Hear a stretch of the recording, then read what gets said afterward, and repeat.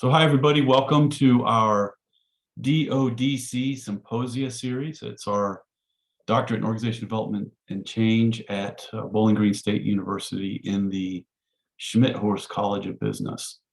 And we have a series that we do. Our doctorate program is all about thought leadership. It's all about people taking what they care about and turning it into content and knowledge that can be shared with the world and used in many different ways. I always think of it as passive difference making, where you make a difference while you sleep.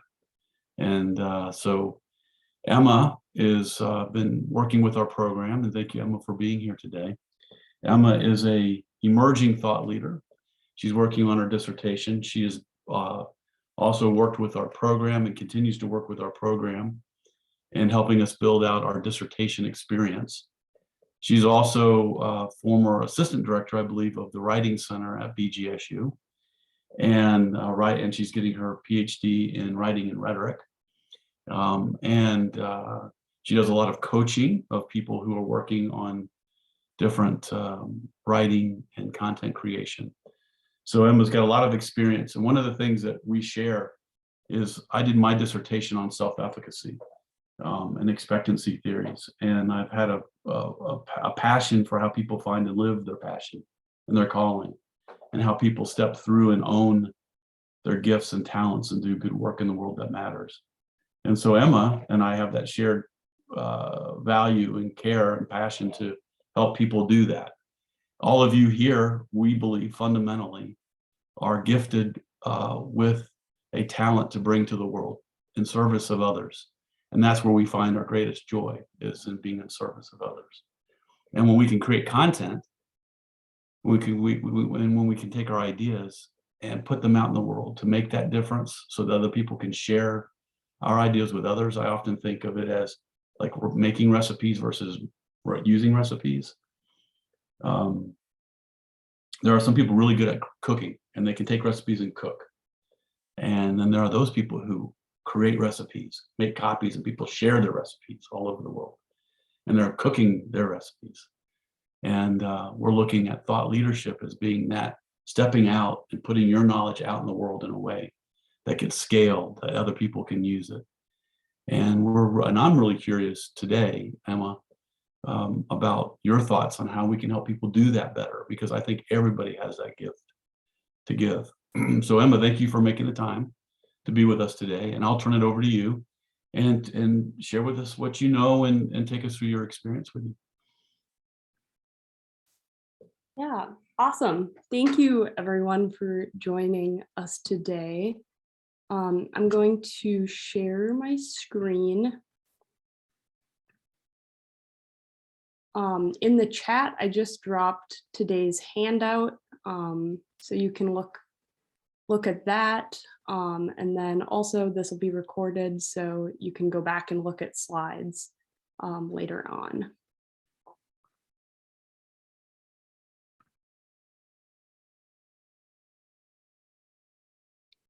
Can we all see this okay? All right, awesome. So today I'm going to be talking about productively working through imposter syndrome. And this kind of begins with when I was accepted to my undergrad degree program.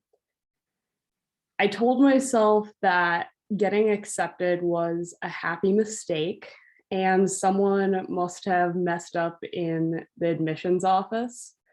Then when I was hired at this really cool nonprofit, I told myself I had tricked them, since my job interview was over Zoom and I had like all of these notes nearby. So I just said, I tricked them. And then I was accepted to my master's degree program. And I told myself it was just because I had completed my undergraduate degree at that institution. And when I successfully defended my master's thesis, I told myself that I passed it only because of my charisma and my charm. And then finally, I got accepted to a PhD program. And I attributed my acceptance to an on-campus visit to Bowling Green State University. And I said, oh, I must have just made a really good impression on the faculty. It has nothing to do with, all of the hard work that I put into all of these different accomplishments throughout my life. So my thought process during all of these experiences, it was linked to the imposter phenomenon, which is a psychological experience of intellectual fraudulence, where one struggles to internalize successes and instead attributes personal accomplishments to chance or to luck or to trickery. It's also called imposter syndrome or imposterism. There's a lot of different names that it goes by, and I'll probably be using those terms interchangeably during today's talk. First, I want to mention that imposter syndrome is extremely common. 70% of people have experienced it at some point in their lives, but although it's really common, it has some really nasty impacts. And it's especially likely to have these impacts when you're going through a transition in your personal, professional, or your academic life, which is literally the worst timing ever, right? You're going through a transition and all of a sudden you feel like a fraud. And it's also likely to have more severe impacts on folks who have been marginalized, because marginalization, and more specifically an environment that fosters fear of living down to expectations, provokes that fear of fraudulence.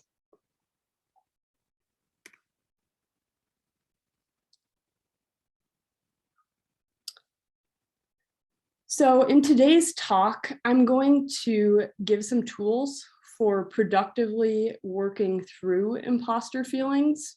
And here is a brief outline of today's talk.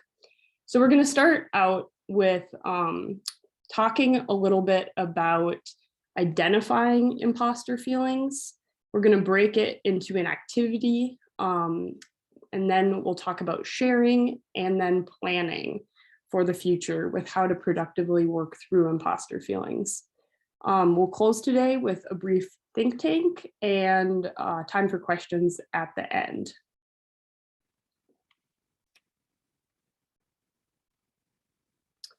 So I hadn't heard of the imposter syndrome until I started my PhD program. I already told you a little bit of how I've experienced imposter feelings pretty much from the time I started my undergrad degree, that I didn't have a name for what I was experiencing. So after about a month in my PhD program, I felt like I was going through an identity crisis, and I was absolutely exhausted by pretending to be smart all the time.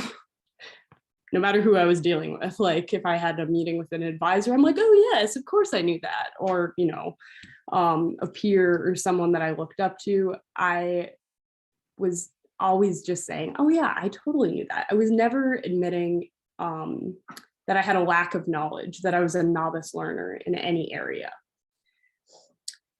So I was absolutely exhausted, right? And naturally, I decided to go to Google, and lo and behold, there were so many other people online who had similar feelings to me. And if I remember correctly, there was some Reddit user that described what I was feeling as imposter syndrome. And from there, I had that key term that allowed me to go down the imposter syndrome rabbit hole, which, it can be good and bad, but I think it was really important to have that key term to identify what I was experiencing, and that many other people were experiencing that as well. I wasn't alone. And clearly I did go down a rabbit hole because my dissertation research ended up focusing on imposter syndrome. And I don't want to spend too long talking about my dissertation study design today, but if you're interested in learning more about that, I have it included on today's handout. So you can take a look at that if you'd like to. And I'm happy to talk further about that too. So my email address is on the handout for today. Feel free to reach out. So our first main point that I want to talk about today is identifying. In order to productively work through our imposter feelings, we first need to identify them. So let's take a minute and look at these statements, and let's see if any of these resonate with us. After you read through them, if you're willing, please type in the chat what number on this list or numbers that you resonate with. Or if you experience something that is not on this list, feel free to add that to the chat as well. And this will kind of get us started for just collaboratively working together and talking about imposter feelings today. So the first number one is an inability to celebrate and acknowledge personal or collaborative accomplishments. 2 is constantly comparing yourself to other people. 3 is extreme perfectionism and or procrastination. 4 is extreme sensitivity to constructive criticism. 5 is working extra to cover up your incapabilities. 6 is struggling to ask for help or set productive boundaries. So you might be a people pleaser. You're always saying, oh yeah, I can do that thing, of course, but I'm not going to ask for help, and I'm not going to say, no, I can't. And I have too many things on my plate right now. 7 is rejecting positive feedback and focusing only on negative aspects. 8 is setting extremely challenging goals, but then feeling disappointment if you fall short on those goals. 9 is frequent black and white thinking. It can only be this way, or it can only be this way. And then 10 is talking yourself out of opportunities because you're just not good enough in your mind. So feel free to just drop whatever numbers you experience in the chat. Yeah.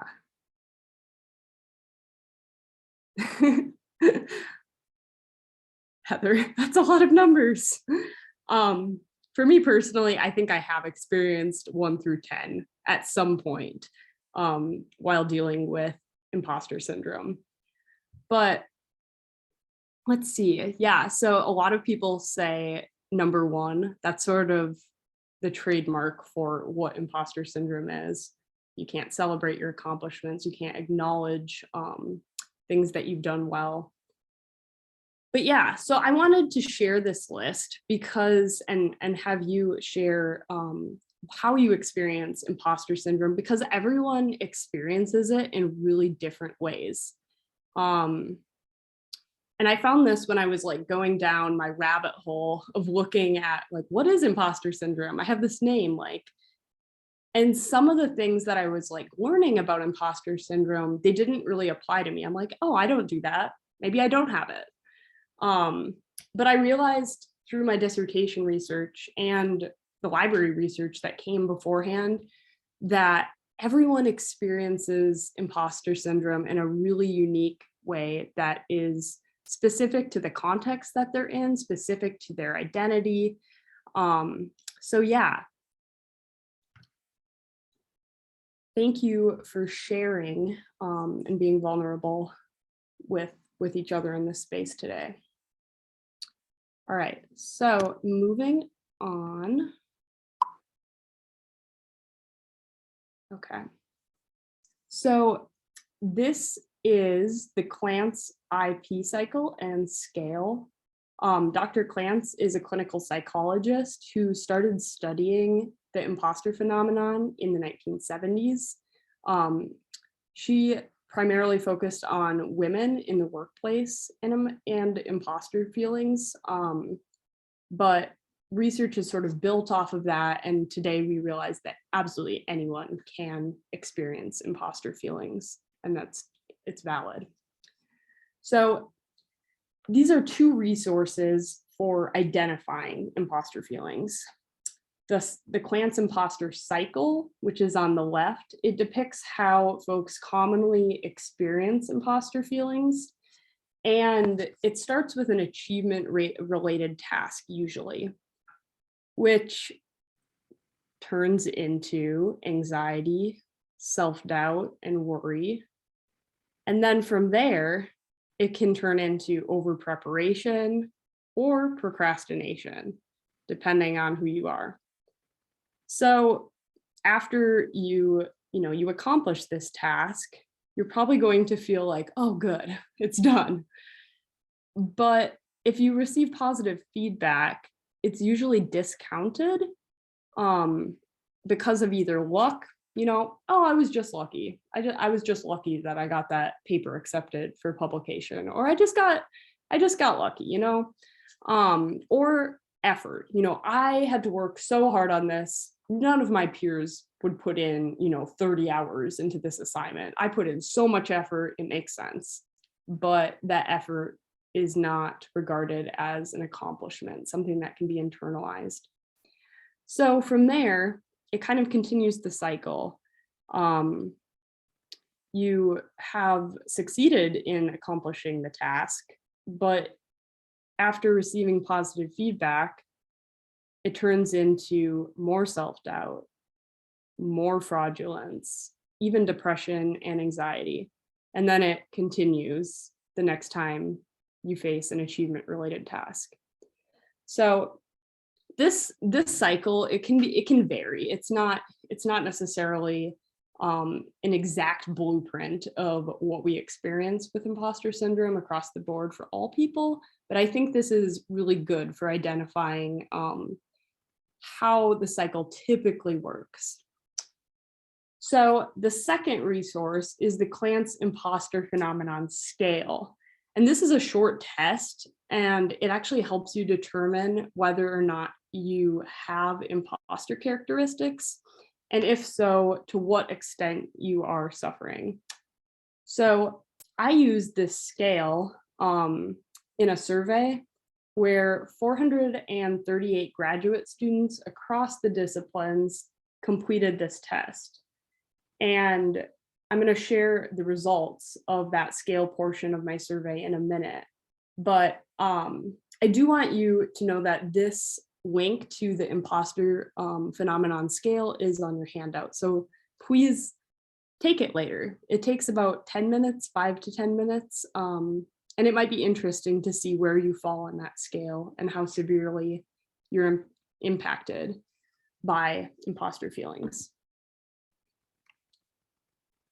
So from my survey of 438 graduate students across the disciplines and also across universities in both the United States and in the UK and Australia, 33.6% experienced intense imposter feelings. So these are the kinds that really get in the way of you becoming a thought leader, you digging in and learning about yourself and how you can help other people.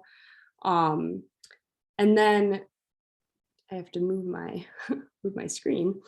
36.1% experience frequent imposter feelings. And then 18.3% experience moderate imposter feelings. And then finally, 12.1% experience few imposter feelings. So these results were a little bit alarming to me because, this is a lot of graduate students and only 12.1% are experiencing few imposter feelings. Clearly, graduate students are in this space of transition where they are being severely impacted by the imposter phenomenon. All right.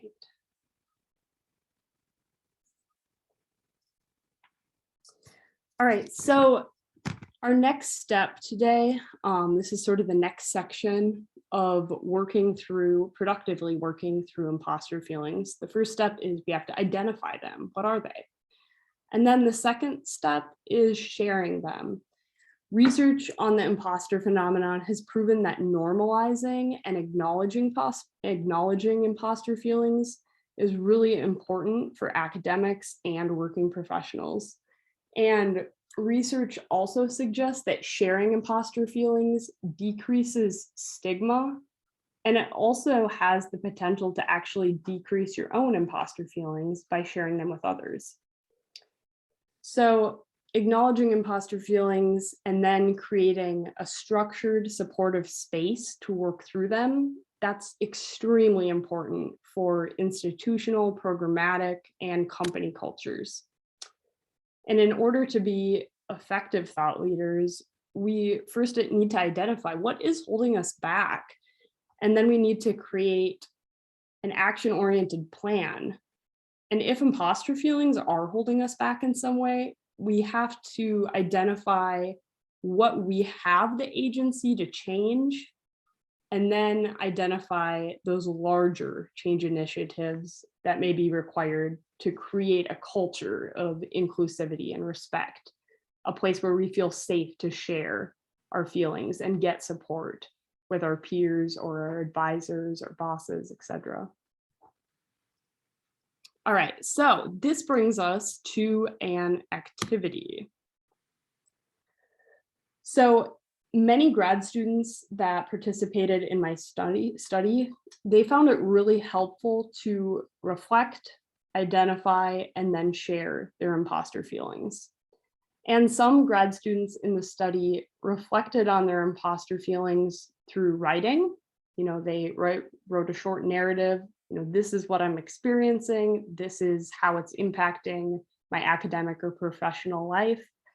But other graduate students in the study, they reflected on their imposter feelings with modes outside of writing. So some use doodles to describe their imposter feelings.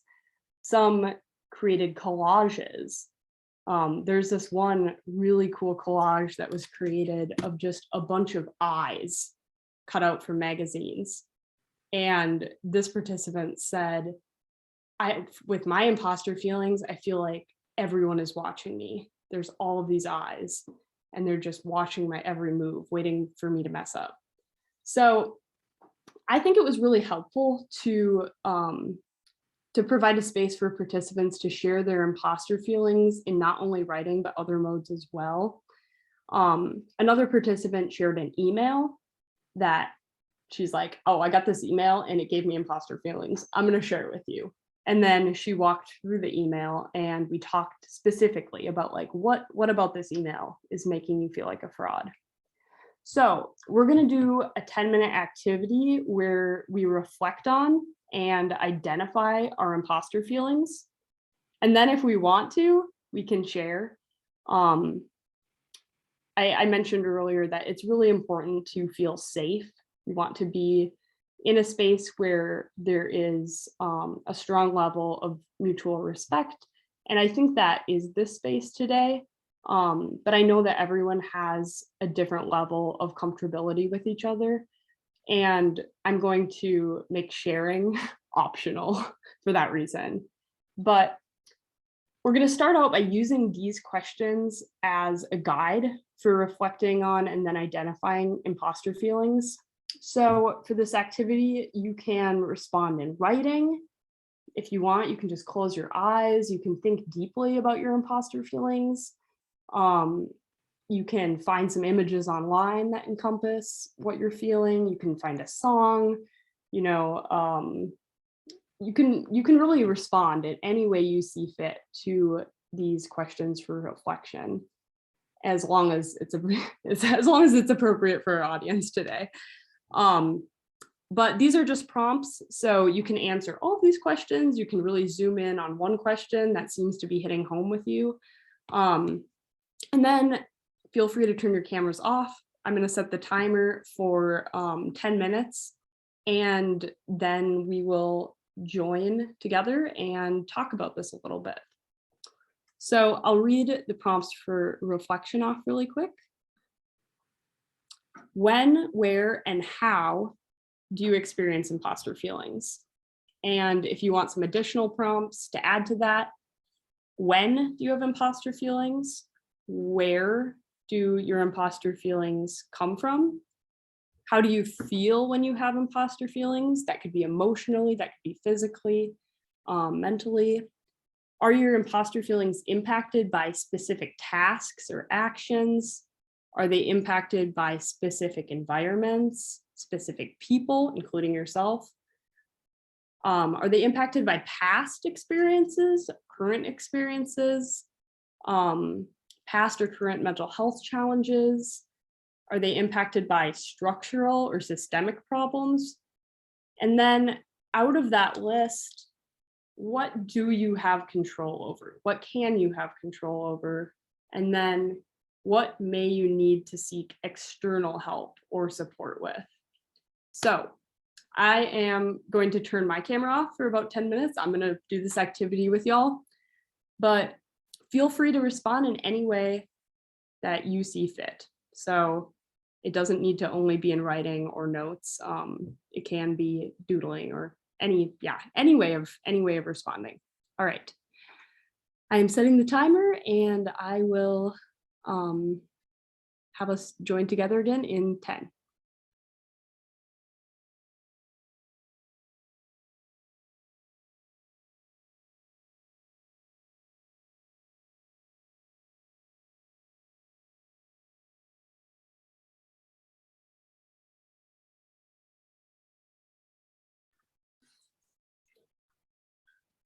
All right, so I just dropped a folder into the chat.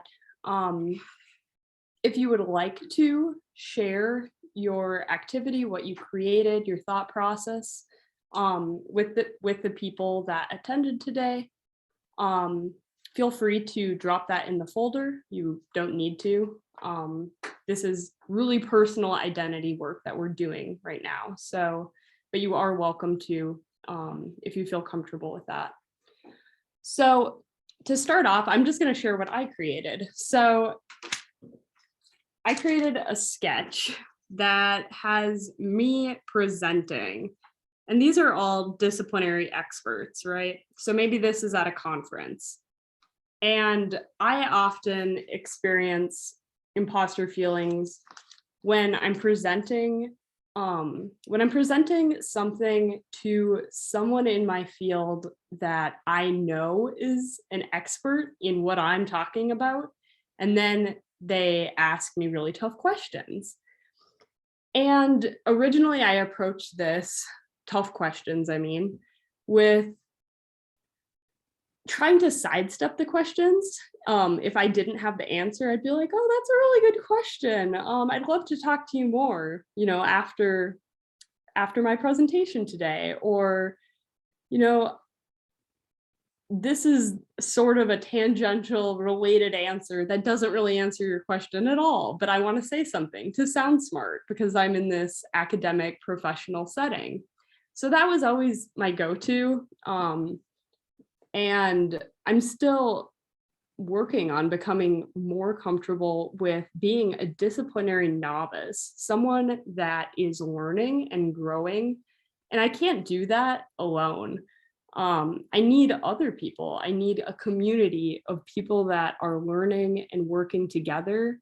And I need disciplinary experts to share their knowledge. And that originally was a very uncomfortable point for me, where I was like, I don't feel comfortable saying I don't have the answer, or I'm not sure, or could you share your experience with this?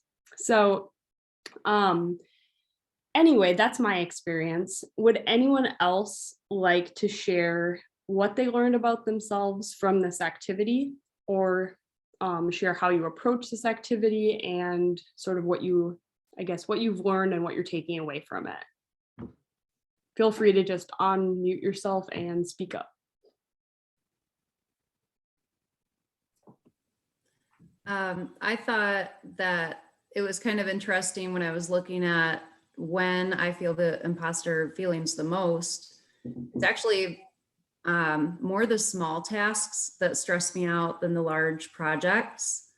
Anything that I'm not passionate about or interested in or isn't a priority for me, I stress out with imposter feelings because I know it's going to be on the back burner, and I know I'm not going to perform to the level that I would want to perform, especially if I have a lot of other big projects going on.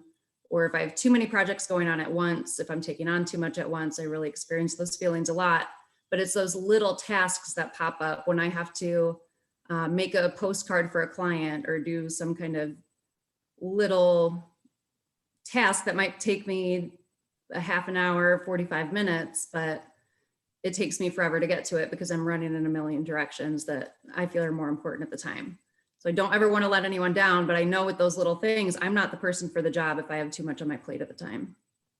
Yeah. And then I also thought it was interesting when I got down to, are there specific environments or people?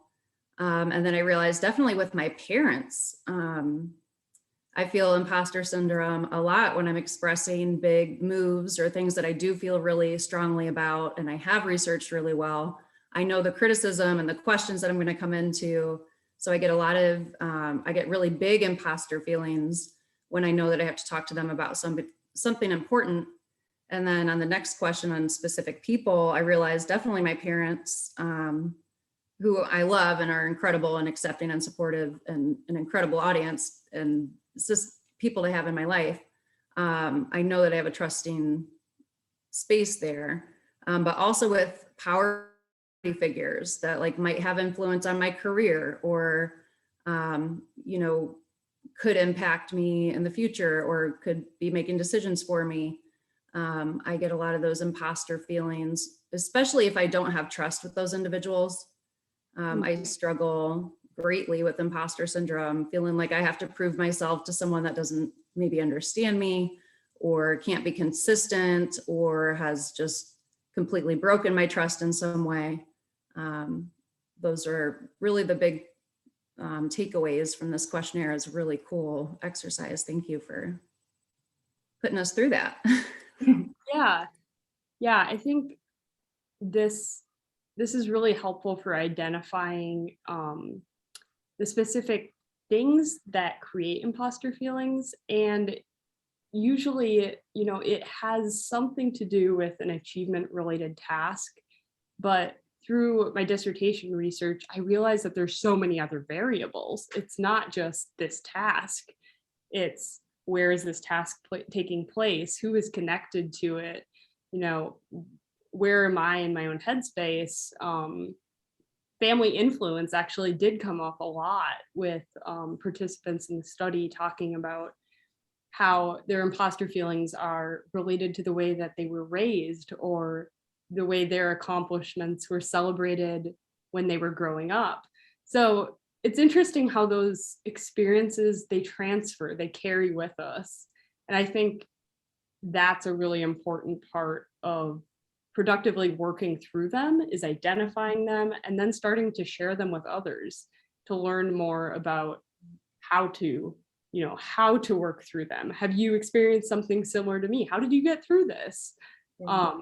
I found a lot of value in joining Facebook support groups, and also, like, I guess across the board, all social media kind of support groups that talk about imposter feelings, and graduate students and academics and young working professionals that are sharing their stories, sharing their experiences. And I learned a lot about myself, well, one through therapy, but also through those kind of safe spaces where I could share how I was doing and what I was, you know, going through at that time.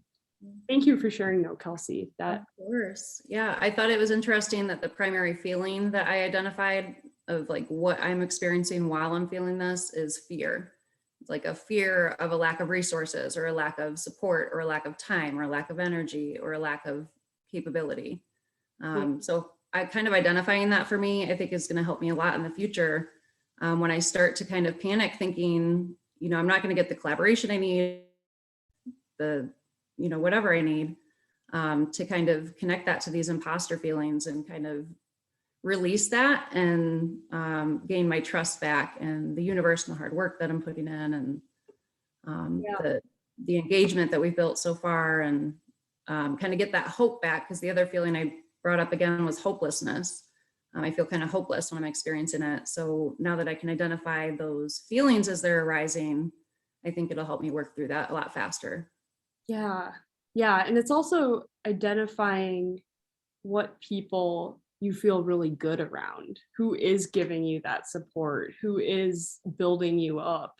Um, because spending time with those people and interacting with those people, whether it be in an academic or professional setting, that's going to really help you work on just your self-efficacy, building that feeling of capability and hopefully lowering that level of fear and hopelessness.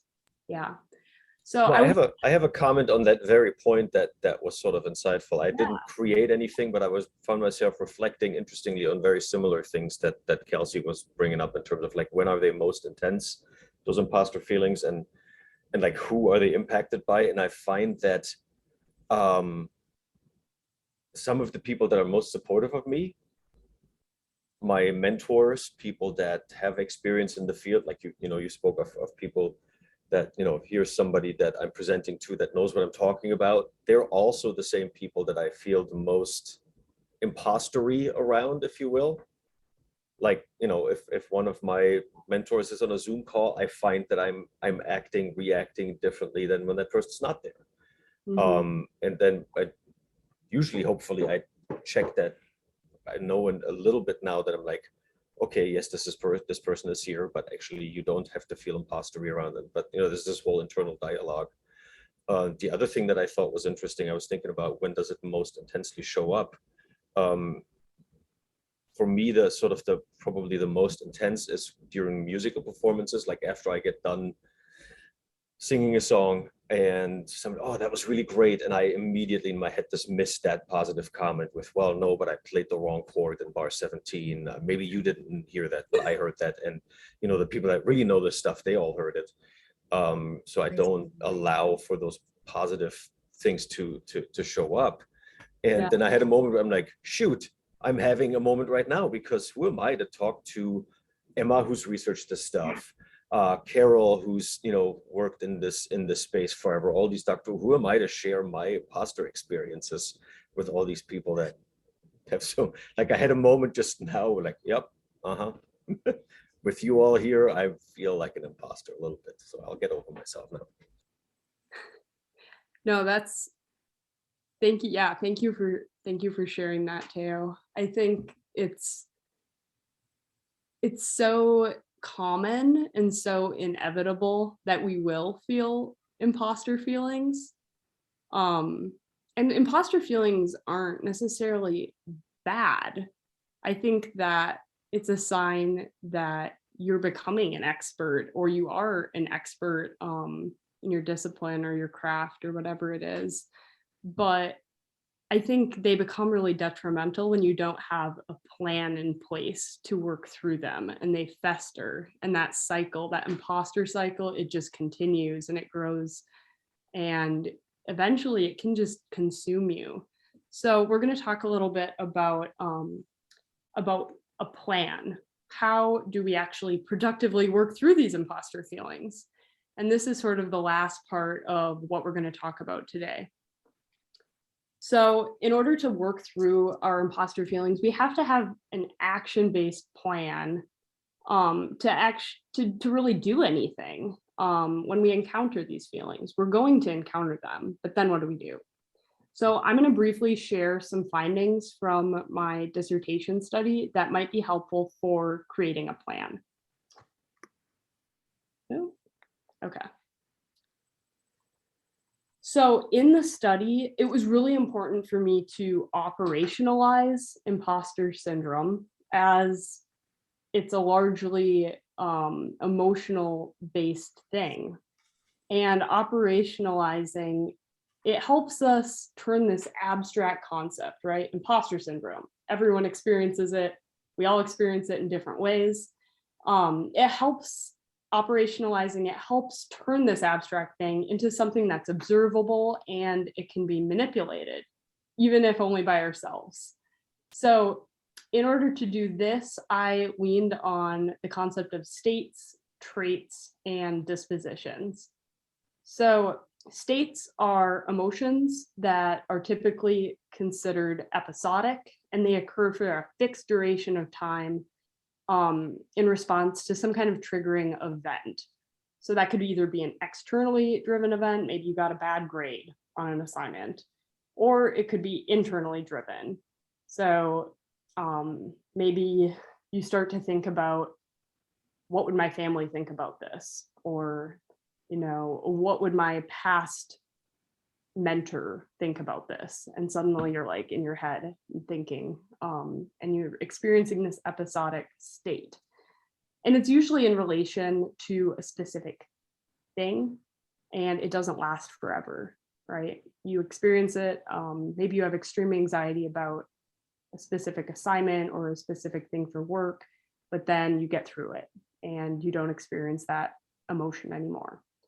A trait, it's persistent and it's stable and it's felt over a long period of time. So for me, I have generalized anxiety disorder. That is something that I experience all the time, but I work through it, right? It's still something I could work on, but it's not something that's just going to go away. It's not like an episodic state.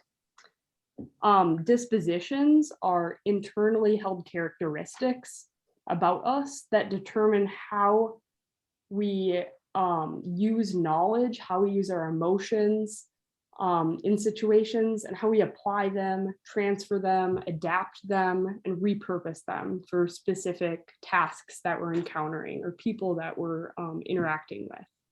So they're these internal qualities about ourselves. So all of these things can be generative or disruptive to your professional and or scholarly identity, growth, and development. Generative states, traits, and dispositions, they facilitate identity, growth, and development. And then disruptive states, traits, and dispositions, they disrupt or interfere with our process of growing into thought leaders. And dispositions are really context specific. So a generative disposition in one context, it might be disruptive in the next context. But in my dissertation study, I found 4 primary dispositions that, when disruptive, they really impact graduate students with imposter syndrome. And I found these disruptive dispositions in nearly every single graduate student in the study. Not every graduate student experienced all 4 of these, but many did. And nearly all of them experienced at least one of these disruptive dispositions. So for time's sake, I don't want to get into this too much, but I use the metaphor of a constellation to explain how these dispositions impact people in different ways. So when we look up at the sky and we see a constellation, we all see something that's relatively stable, right? We can identify, oh yeah, that's this constellation, but it's going to look different or not be visible depending on cloud coverage, depending on the time of the day or night. And that is something that is also the same with dispositions. When we look at ourselves, we may see a disruptive disposition in one context, but then we look at ourselves later and we see a different one. It changes in us as we continue to work on ourselves as thought leaders.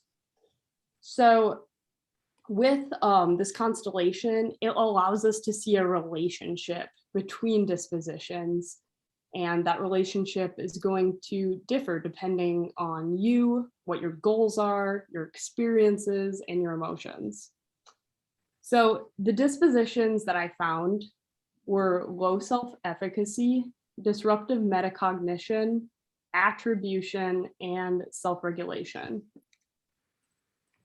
So low self-efficacy, it means that you don't think you're capable of planning, executing, or accomplishing a goal. And this is the most common disposition that we talk about with imposter syndrome. People have low self-efficacy. They just don't think that they can do it. They have a low internal belief that they can accomplish that goal. Disruptive metacognition is, well, metacognition, it's self-reflection on your thinking, including how your identity, social factors, ideologies, and cultural processes structure your knowledge. But it can be really disruptive when that self-reflection is constantly negative. So, I didn't do well on that assessment for work, and the way I think is always wrong. I should probably quit. My boss hates me. It spirals really fast. And then attribution is a disposition to attribute your successes or your failures to factors inside or outside of your control. But it can become disruptive when you attribute all of your successes to others, and then you attribute all of your failures to yourself. And lastly, disruptive self-regulation. Self-regulation is setting reasonable goals, using productive strategies, self-evaluating your progress, managing your time well, reflecting on what went well, what didn't go well, and then making changes to improve next time. But it's really disruptive if you're setting unrealistic goals. You have perfectionism that's just taking over. You're like, oh, it has to be perfect. So therefore, I'm going to procrastinate and work on it the second it's due. So that is also something that's really common with folks that are experiencing imposter syndrome. Hey, Emma, I had one thing I wanted to ask you on that slide, if you could elaborate a little bit more, because I think it's a really good reflection slide or a strategy development slide, because the top two items look to be really associated with what gets us into the trap, and the bottom two are things that we can do generatively or disruptively that might get in the way, like can help us or hurt us, our way of dealing, generative metacognition or genitive self-regulation. Like the bottom two are noticing what we do in response to what happens above. Could you speak a little bit to that? Because that seems like how it lays out. In that book I put into the chat, is built a lot on the top two and draws on this. It's Seligman's work around learned helplessness, and he reframed it in learned optimism and talks about strategy. He specifically talks about graduate students in his book and techniques that graduate students can use to disrupt disruptive metacognition and disruptive self-regulation to move it into a more positive place. Could you speak a little bit to that? Yeah. So in the next couple of slides, I'm actually going to talk a little bit more about some strategies that we can use to work on these dispositions in ourselves. But Steve, you're right. There is like a relationship between all of these dispositions, and it looks really different for everyone. Personally, I don't have low self-efficacy. I always think I can get the thing done, right?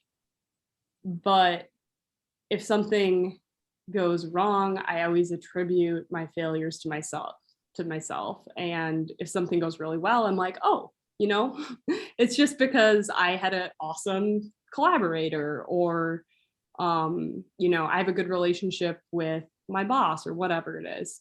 So I think that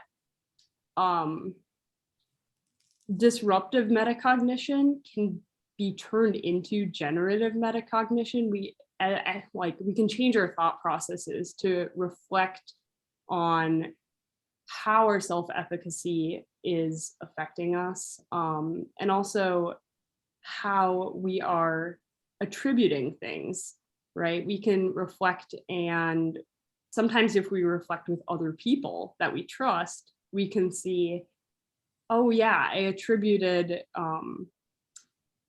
this success to someone else, but really I put all the time and effort into that. I spent hours working on this thing.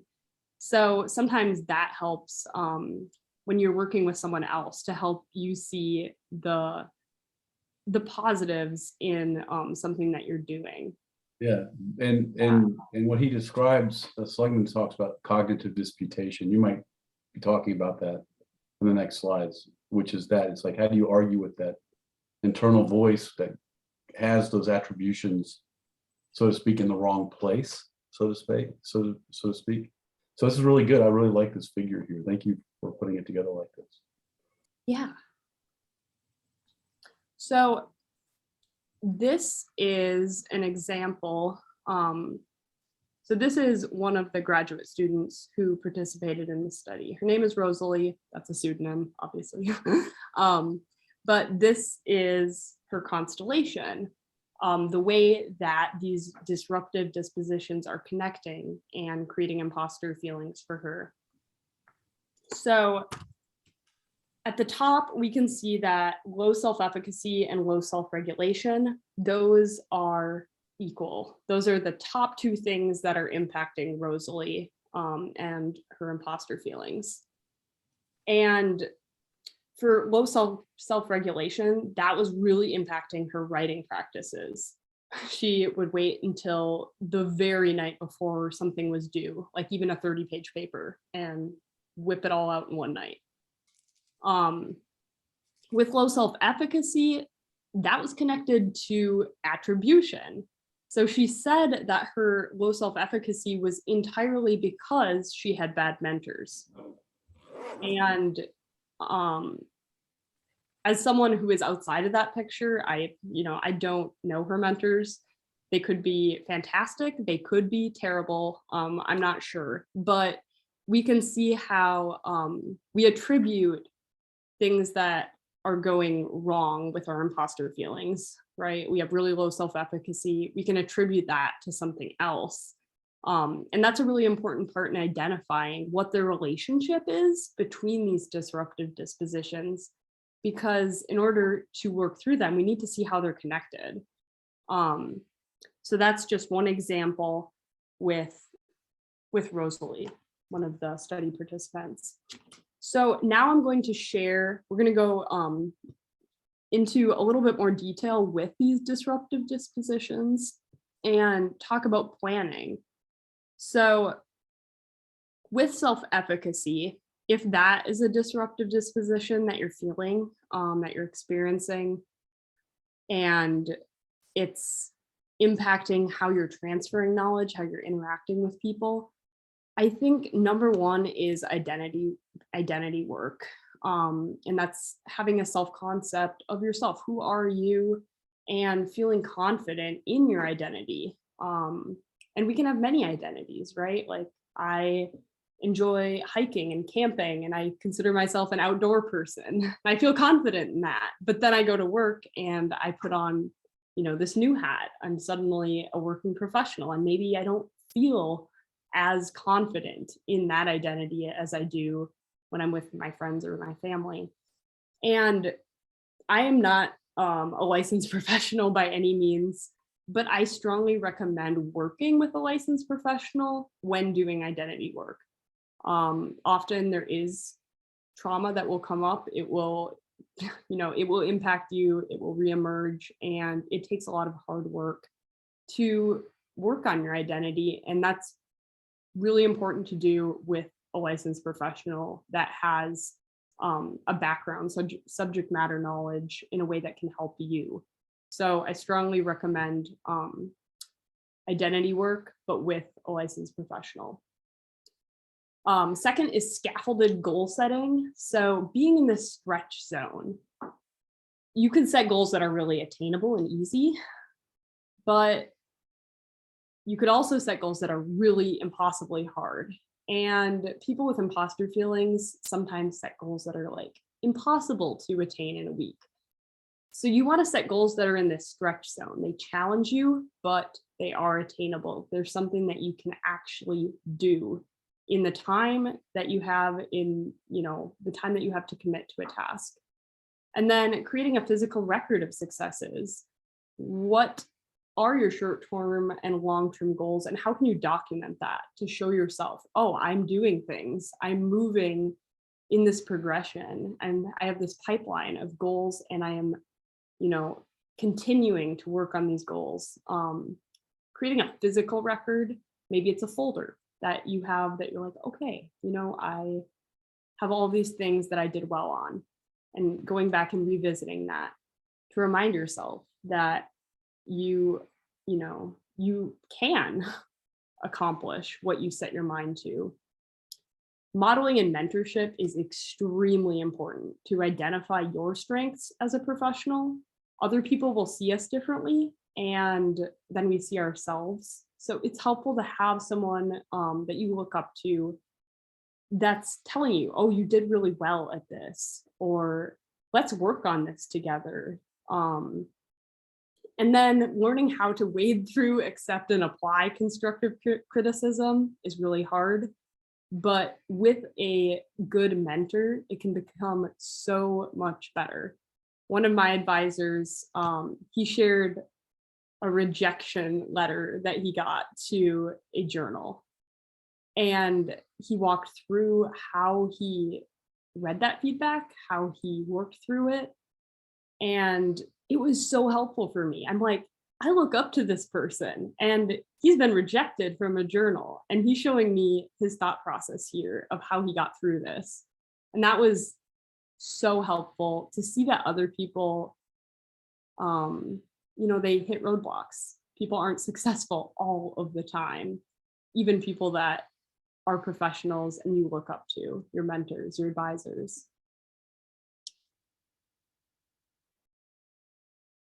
With metacognition, self-reflection is crucial, not only after or before you achieve a task, but also during that process. So this slide has a list of questions that are really good for that self-reflection. Before, what are the instructions? Is it similar to something that I've done before? How do I get started? What's my first small step? That scaffolding, breaking things down into small, attainable steps is so important. And then during the task completion, what's going well? What might I do differently?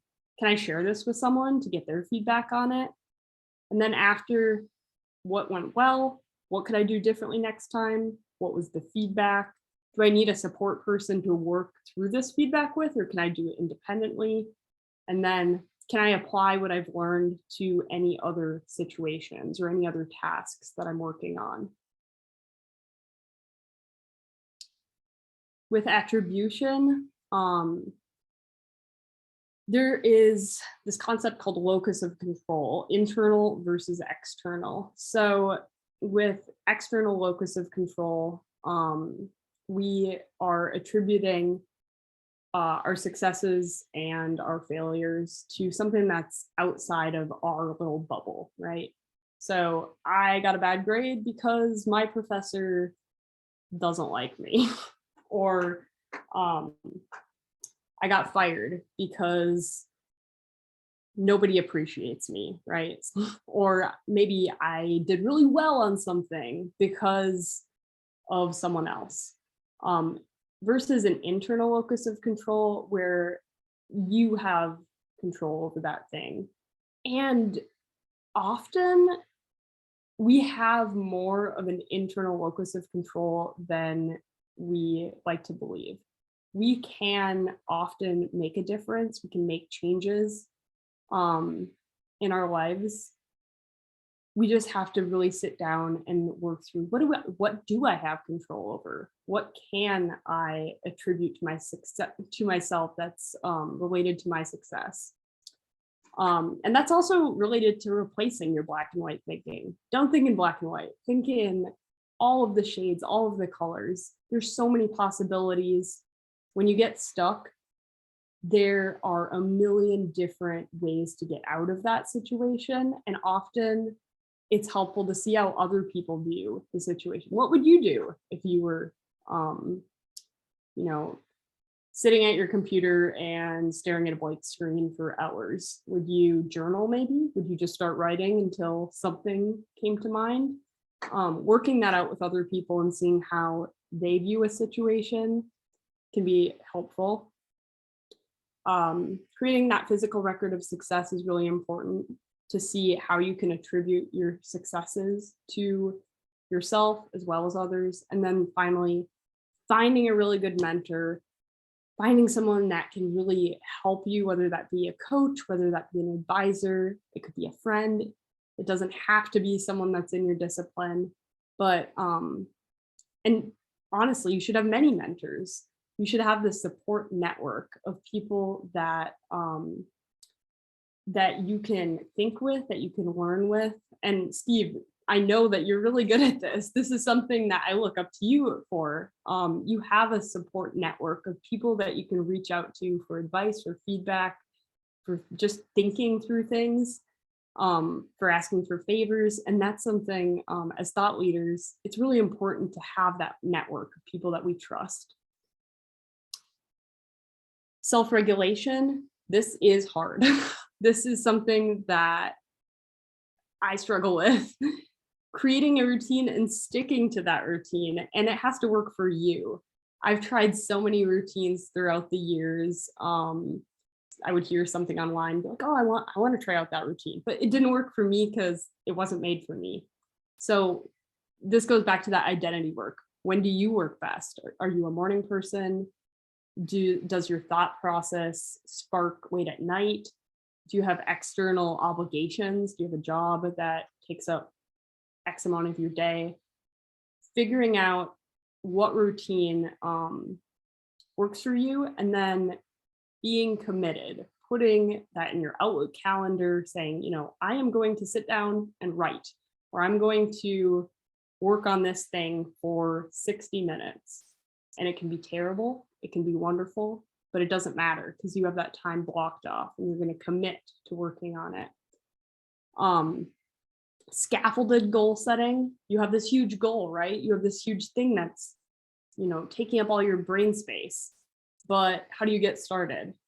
You have to break it down into these little scaffolded steps to really break into this larger achievement related task.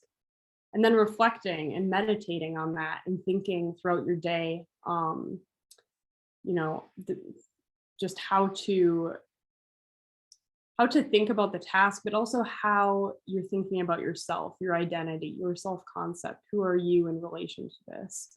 And then finally, self-care and rewards are really important. When we're extremely busy, we don't make time for that, but we will hit burnout if we don't. And that was a common thing with students that were experiencing imposter syndrome. Often they were in that burnout phase and things got really ugly. Some of them dropped out of their graduate programs because they did not know how to self-regulate, and they also weren't taking that time for themselves. They lost themselves in their graduate program and their imposter feelings. So yeah, making time for that. All right, so I know that we are a little bit over what we're supposed to be, and I want to be respectful of your time today. Steve, what do we think about having a think tank, talking through some of the things that we took away from today? Or do we want to just move into a time for questions? I would offer that we can do another session because I think this is important. So in terms of time, I would open it up kind of a merged, open for any, any reactions and questions that people have with you that might inform a follow-up session. So yeah. I would, just say, what questions are what are you still curious about? And, and just kind of a few minutes of that. And then I would catalog that and people could put in the chat, what are you still curious about? What would you want to focus on in another follow-up session? And then I would go there and wrap up after that. Yeah, that sounds great. Feel free to drop any reactions in the chat or drop any thoughts about like where we could continue with this conversation in the future, or feel free to unmute yourself and speak up or ask any questions too. That's cool too.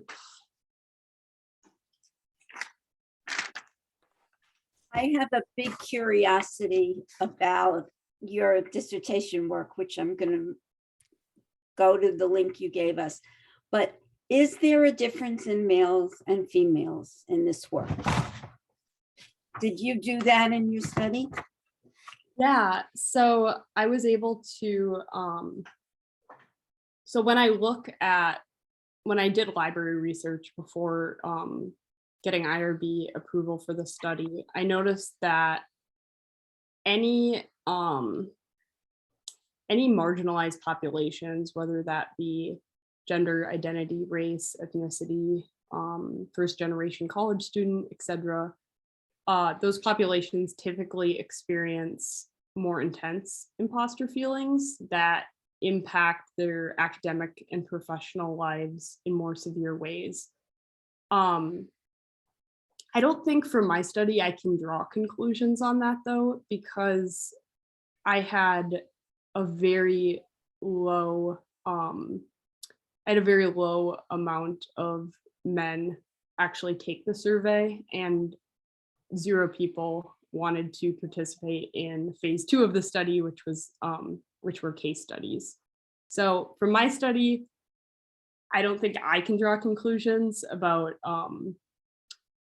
saying men have typically lower, equal, or higher imposter feelings. But from other studies, I would say men absolutely do experience imposter feelings. But in general, women tend to experience higher levels. So does that answer your question? Absolutely, thank you. Mine's sort of similar to that indirectly. I just wonder if in academia, is the imposter syndrome greater maybe in like liberal studies, social science fields than in like the hard sciences? Because, the qualitative, ambiguous, interpretive research, doesn't maybe causes doubt versus those quantitative sort of hard facts, hard truths. I wondered if there was any correlation that you found there, if you've gone that direction yet.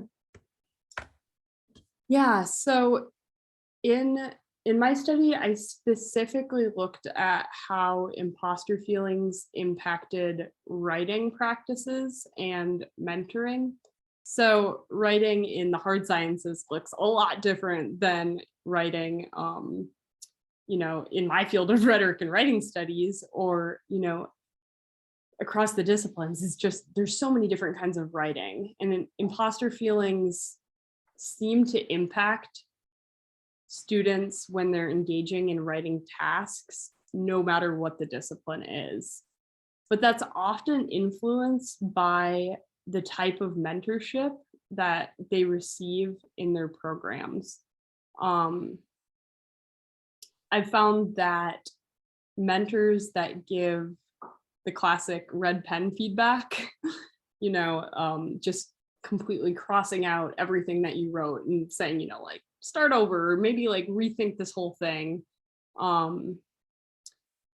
Those students that have experienced that really are internally impacted, and it crushes them. So I think that feedback strategies, as far as faculty and mentors and advisors, or your supervisors or whatever it is, that the way that we give feedback to others, it really has the ability to hurt or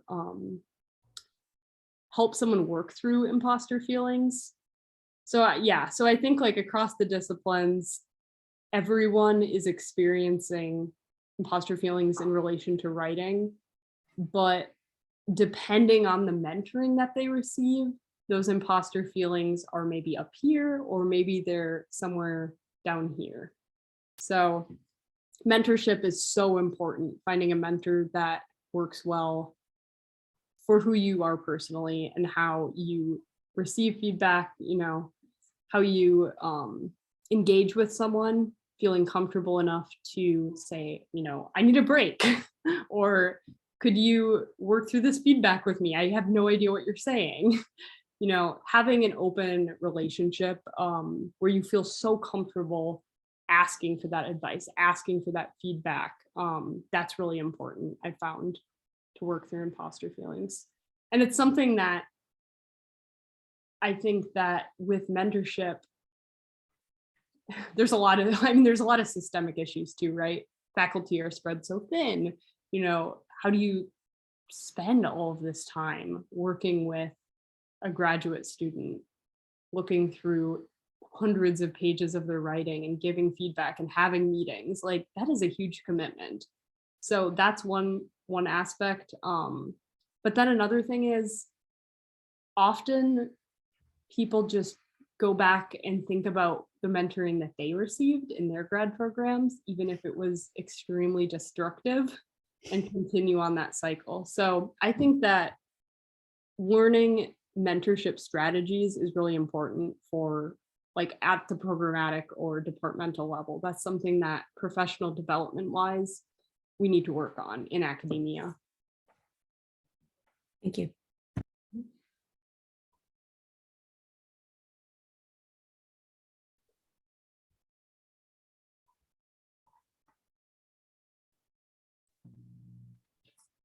Well, this might be a good time to have some closing remarks and to thank everybody. And we'll definitely plan a follow-up for sure.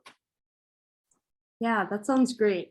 Heather, I just saw in the chat, if you would like to talk more about this, feel free to reach out and we can set up a time to meet, or we can talk via email too. Thank you everyone for attending today.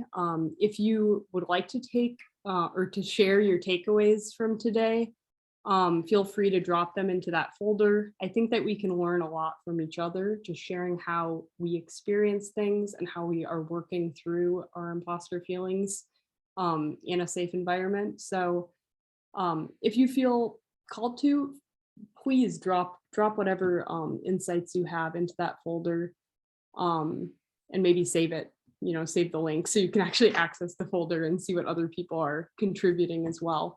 But I thank you all for attending. I hope that this was helpful. I'm looking forward to continuing this conversation. If you have any other questions or things that you would like to talk about with me, please reach out. I have my email shared on that handout. So yeah, thank you all.